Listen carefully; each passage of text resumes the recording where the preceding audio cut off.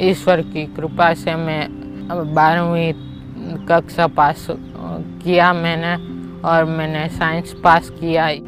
मैं B pharma में try कर रहा हूँ और मुझे MBBS में भी ट्राई करना है, और ईश्वर पे मुझे पूरा विश्वास है। अमील कृष्ण का परमेश्वर में मजबूत विश्वास है और यही उनके परिवार की ताकत है। बचपन में एक भयानक सिर के बाद से उनकी दुनिया पलट गई। ऐसा भी टाइम आता है कभी कभी हम लोग निराश हो जाते हैं, लेकिन हमारा बेटा इतना विश्वासु है परमेश्वर के ऊपर। वो सामने से आके बोलता है, मम्मी तू परमेश्वर पे विश्वास कर, भरोसा कर। तब 10 साल की उम्र थी उसकी, और जब अप्रैल महीने में वेकेशन आया उस टाइम वो बाहर खेलने गया, और बाहर खेलते हुए उसको सिर में दर्द हुआ और ज़ोरों से उसने वॉमिट कर दिया।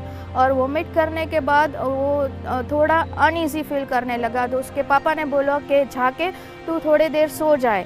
प्रेरणा, अमील की मदर, एक स्कूल टीचर हैं। स्कूल से आने के बाद उन्हें बेटे की बिगड़ी तबीयत का पता चला। बीमार हो तो भी वो खेलता ही रहता है, कभी सोता नहीं है। लेकिन इस बार मैं जब भी घर पे आई तो सो रहा था, इसीलिए मैंने उसको उठाने की कोशिश किया, तो वो उठा नहीं, लेकिन वो मेरे हाथ पे पूरा गिर गया और उसकी आंखें ऊपर चढ़ गई और वो टोटली अनकॉन्शियस था। फिर हम लोग एक बड़ी हॉस्पिटल है वहाँ पे लेके गए। उन्होंने CT स्कैन किया, MRI किया, सब चीज़ें की, तभी पता चला कि उसके ब्रेन में हैमरेज है।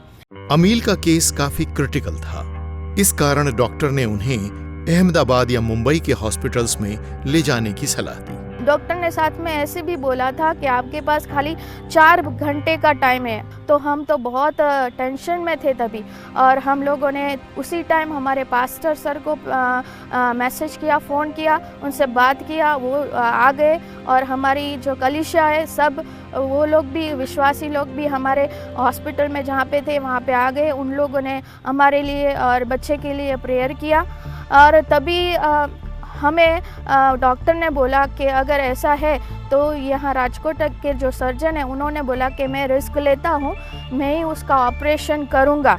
करीब 3 घंटे के इस ऑपरेशन में डॉक्टर्स के सामने कई चैलेंजेस थे, और ऑपरेशन सफल भी हुआ। और हमें तो ऐसा था कि ऑपरेशन अभी हो गया है तो बच्चा जल्दी ठीक हो जाएगा, लेकिन बहुत टाइम हो गया और एक के बाद एक वापस ऑपरेशन करवाना ही पड़ रहा था। 2 महीने के अंदर मेरे बेटे को ब्रेन में 5 सर्जरी करवानी पड़ी, और ये 5 सर्जरी के वजह से उसकी बॉडी दिन प्रतिदिन वीक होती जा रही थी। 5वें ऑपरेशन के बाद अमील की पल्स रेट डाउन हो गई थी। अभी तक हम दोनों ऐसे प्रेयर करते थे कि हमारा बेटा परमेश्वर हमें वापस दे दो, हमारा बेटा उसको अच्छा कर दो। लेकिन इस बार हम दोनों ने अपने घुटन पे आके प्रार्थना किया कि परमेश्वर तेरी जो इच्छा है वैसा ही तू कर। और परमेश्वर का वचन कहता है कि आप परख कर देखो कि यहोवा कितना भला है। दवा और दुआ से अमील खतरे से बाहर थे, पर लंबे समय तक अपने बेटे को इस हालत में देखकर उनके पेरेंट्स परेशान थे।